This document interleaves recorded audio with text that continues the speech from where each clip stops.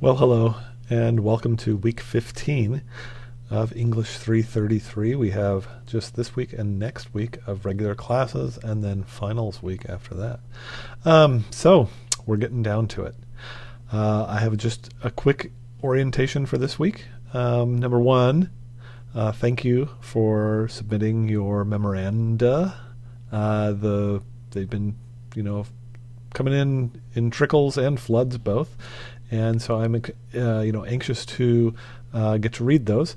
I am in the middle. I just wanted to let you know that I'm in the middle of writing a fairly difficult grant application, and I have an article that I'm in the midst of writing and revising. And so both of those things have deadlines that are coming really quickly, and so it's likely that it'll take a week or more for me to get to your memoranda, and I apologize for that, but I will get on them as quickly as I can. I'm anxious to read them. The preliminary work that you had been doing on it I found very interesting, so I'm anxious to see them, how the final ones turned out.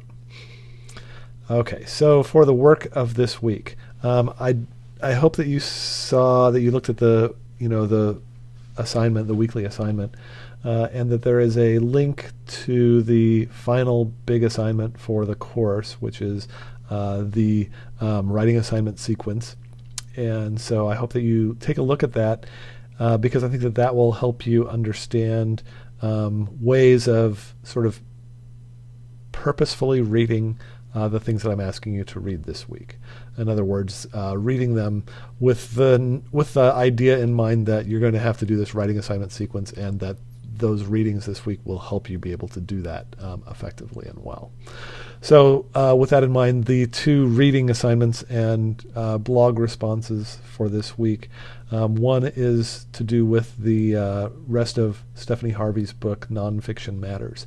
So I'm just asking you to finish reading that book and again write another blog response. This time the emphasis is on two things. So classroom activities and future applications. So things that, anything that you had to have to say about the kinds of classroom practices that are described in her book, and the ways that you could anticipate seeing them work in a classroom that you might be teaching in the near future.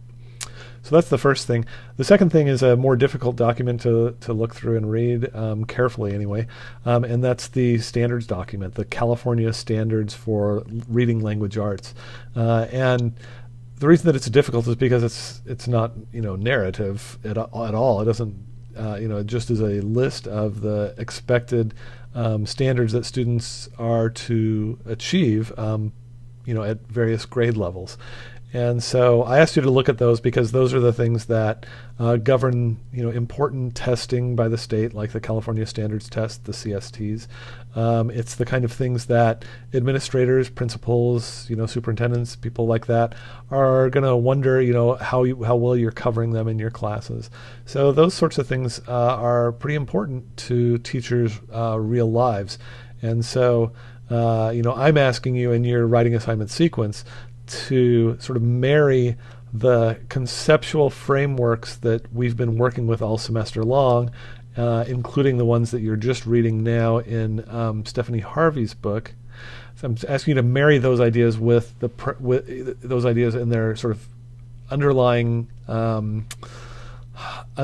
theoretical bases and things, with the pragmatic need to meet the requirements set by the state.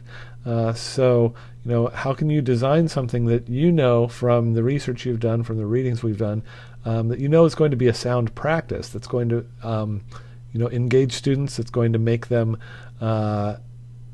improve their ability to communicate via writing, those sorts of things that you've been investigating with the kinds of requirements that the state asks you to meet. And so that's a dilemma. It's a very difficult thing to do, but that's what I'm asking you to do because it's what you're going to be expected to do all along.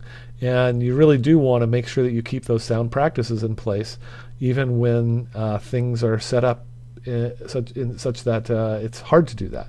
You really do. It's your responsibility as a professional to do the right thing by your students, and that means both meeting the state standards and meeting what research and practice tells us is effective at teaching literacy to children.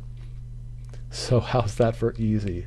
It's going to be a challenging thing, but it's also, people in the past have just really had fun with this assignment as well. So I hope that that's the case with you. And as always, please keep in touch. Let me know if there's issues or things that come up. Email me, call me. Anyway, let me know what's up. So thanks and take care.